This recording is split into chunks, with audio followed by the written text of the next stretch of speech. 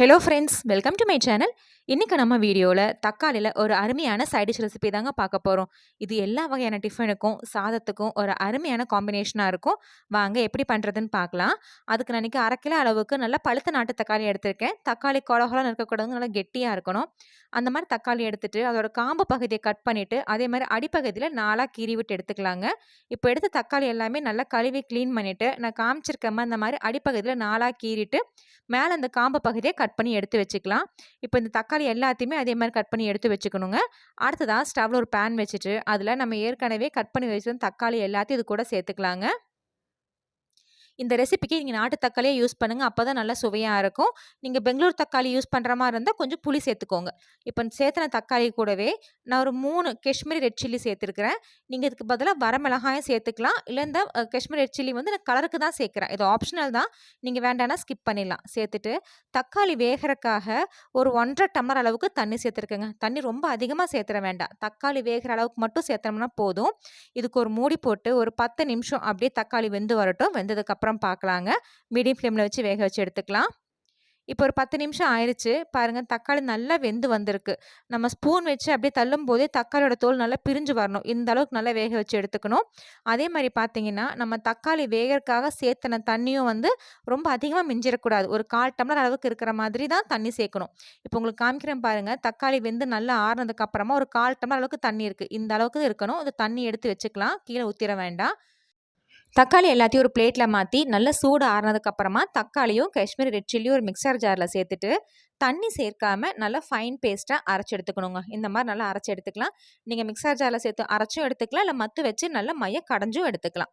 அடுத்ததான் ஸ்டவ்வில் ஒரு தாளிப்பு கரண்டி வச்சுருக்கீங்க. கரண்டி நல்லா சூடானதுக்கப்புறமா அதில் 1 டேபிள் ஸ்பூன் அளவுக்கு கடலைப்பருப்பு, கூடவே 1 டீஸ்பூன் அளவுக்கு வரமல்லி, இது ரெண்டும் சேர்த்துட்டு ஃப்ளேம் லோவில் வச்சுட்டு நல்லா செவந்து வறுப்பட்ட மணம் வரணும். ரொம்ப பொன்னிறமாக சேர்ந்துடக்கூடாதுங்க. லைட்டாக செவந்து வர டைமில் அடுத்தடுத்த செலவு பொருள்லாம் சேர்க்கணும். அதனால் லைட்டாக செவந்த அளவுக்கு வறுத்துக்கலாம். இந்த மாதிரி லைட்டாக செவந்து வர டைமில் இது கூட ஒரு 1/4 டீஸ்பூன் அளவுக்கு வெந்தயம் சேர்த்துக்கிறேங்க. அடுத்ததான் இது கூட 1 டீஸ்பூன் அளவுக்கு சீரகம்,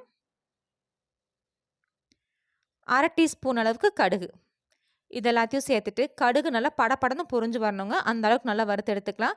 நீங்கள் விருப்பப்பட்டால் இந்த டைமில் காரத்துக்காக இது கூட வரமிளகாய் சேர்த்தும் வறுத்துக்கலாம். நான் வந்து மிளகாய் தூள் தான் சேர்க்க போகிறேன், அதனால் வரமிளகாய் சேர்க்கல. இந்த மாதிரி கடுகு நல்லா படபடன்னு பொரிய ஆரம்பிக்கிற டைமில் ஒரே ஒரு துண்டு பட்டை, மீடியம் துண்டு பட்டையாக ஒரு துண்டு பட்டையும் கூட 3 கிராம்பும் சேர்த்துக்கணுங்க. இந்த பட்டையும் கிராம்பும் சேர்க்கும்போது இதோட மணமும் அதே மாதிரி டேஸ்ட்டும் அட்டகாசமாக இருக்கும்.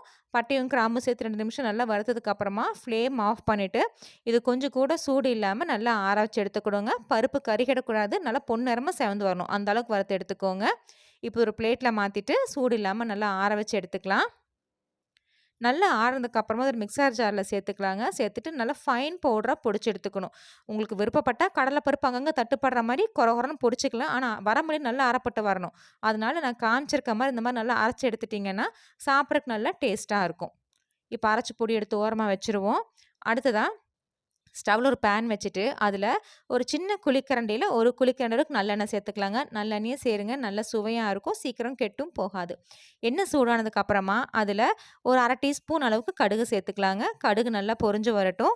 கடுகு நல்லா பொரிஞ்சு வந்ததுக்கப்புறமா இது கூட ஒரு 10 பல்லு பூண்டு 1க்கு 2 தட்டி வச்சுருக்கேன், அது கூட சேர்த்துக்கலாம். நீங்கள் முழு பல் பூண்டாகவும் சேர்த்துக்கலாம். நீங்கள் 1க்கு 2 தட்டி வச்சுருக்கேங்க, அதை சேர்த்துட்டு கூடவே 2லேருந்து 3 பிஞ்ச் அளவுக்கு பெருங்காயத்தூள் சேர்த்துக்கலாங்க. பெருங்காயத்தூள் பொரிஞ்சதுக்கு அப்புறமா 2 இனுக்கு அளவுக்கு கருவேப்பிலை சேர்த்துக்கலாம். சேர்த்துட்டு நம்ம சேர்த்துன பூண்டும் கருவேப்பிலையும் நல்லா பொன்னிறமாக வதங்கி வரணும். அந்த அளவுக்கு நல்லா வதக்கி எடுத்துக்கலாம். பூண்டும் கருவேப்பிலையும் நல்லா வறுப்பட்டு வந்ததுக்கப்புறமா இது கூட காரத்துக்காக 1½ டீஸ்பூன் அளவுக்கு சாம்பார் மிளகாய் தூள் சேர்க்குறேங்க. நீங்கள் ஏற்கனவே இந்த பொடிக்கு வறுக்கும்போது வரமிளகாய் சேர்த்து வறுத்துருந்தா இந்த சாம்பார் தூள் சேர்க்குறத ஸ்கிப் பண்ணிக்கோங்க. அப்போ வரமிளகாய் சேர்க்கல அப்படின்னு நீங்கள் இந்த டைமில் சாம்பார் தூளோ இல்லை தனி மிளகாய் தூள் உங்கள் விருப்பத்துக்கு தகுந்த மாதிரி எது வேணால் சேர்த்துக்கலாம். சேர்த்துட்டு ஒரு நிமிஷம் மட்டும் அதோட பச்சை வாசனை பொருட்கள் நல்லா வதக்கிட்டு இது கூட ஏற்கனவே நம்ம அரைச்சி வச்சுருந்த தக்காளி விழுதை சேர்த்துக்கலாங்க. தக்காளி விழுது சேர்த்துனதுக்கப்புறமா நம்ம தக்காளி வேக வைக்கும்போது மிச்சம் தண்ணி எடுத்து வச்சுருந்தோம் இல்லைங்களா, அதை மிக்சர் ஜாரில் சேர்த்துட்டு மிக்சர் ஜார் அலசி அந்த தண்ணி இது கூட சேர்த்துக்கலாம். சேர்த்து நல்லா கலந்து விட்டு எடுத்துக்கலாங்க. அந்த எண்ணெய், கருவேப்பிலை, பூண்டோட அந்த தக்காளி விழுத நல்லா கலந்துரணும். அந்த அளவுக்கு நல்லா கலந்து விட்டு எடுத்துக்கலாம். இந்த தக்காளி விழுது சேர்த்தோனோமா சட சடன்னு தெறிக்கும். ஃப்ளேம் நல்லா லோல வச்சுட்டே கலந்துக்கோங்க. நல்லா கலந்ததுக்கு அப்புறமா இதுக்கு தேவையான அளவு உப்பு சேர்த்துக்கலாங்க. உப்பு சேர்த்துட்டு ஒரு டைம் நல்லா கலந்து விட்டுக்கலாம். உப்பு, காரம் எல்லாம் செக் பண்ணி எடுத்துக்கோங்க. உப்பு, காரம் எல்லாம் செக் பண்ணதுக்கப்புறமா இதுக்கு ஒரு மூடி போட்டு குறைஞ்சது ஒரு 5 நிமிஷம் மீடியம் ஃப்ளேம்ல வச்சு நல்லா கொதிக்க வச்சு எடுத்துக்கலாம். கொஞ்சம் திக்காகி வரட்டும். ஒரு 5 நிமிஷம் கொதிக்கட்டுங்க. அதுக்கப்புறம் பார்க்கலாம். இப்போ ஒரு 5 நிமிஷம் ஆயிருச்சு. ஓப்பன் பண்ணி பார்க்கலாங்க. உங்களுக்கு பார்த்தீங்கன்னா தெரியும். முன்னாடி இருந்தத விட இப்போ கொஞ்சம் நல்லா திக்கா இருக்கு. இது ஒரு டைம் நல்லா கலந்து விட்டு எடுத்ததுக்கு அப்புறமா, இது கூட நம்ம ஏற்கனவே வறுத்து பொடிச்சு வச்சிருந்தோம் இல்லைங்களா? அந்த பொடிய சேர்த்துக்கலாம். பொடி வந்து எடுத்தோனயுமே அப்படியே முழுசா சேர்த்துற வேண்டாம். நான் ஒரு 3/4 பங்கு மட்டும் சேர்க்கிறேன். 3/4 பங்கு சேர்த்துட்டு நல்லா கலந்துட்டு, டேஸ்ட் பண்ணி பார்த்துட்டு பத்தலனா மிச்சம் இருக்கிறதையும் சேர்த்துக்கலாம். இப்போ பொடி சேர்த்துனதுக்கு அப்புறமா நல்லா கலந்துக்கோங்க. நல்லா கலந்துட்டு உப்பு, காரம், புளிப்பெல்லாம் செக் பண்ணிக்கலாம். உங்களுக்கு இந்த டைம்ல புளிப்பு பத்தல அப்படின்னா, கொஞ்சம் புளி திக்கா கரைச்சு சேர்த்துக்கலாம். இல்ல நாட்டு தக்காளி சேர்த்துருக்கேன். எனக்கு புளிப்பு போதுமானதா இருக்கு அப்டின்னா, நீங்க புளி எதுவும் சேர்க்க வேண்டாம். அத ஸ்கிப் பண்ணிக்கலாம்.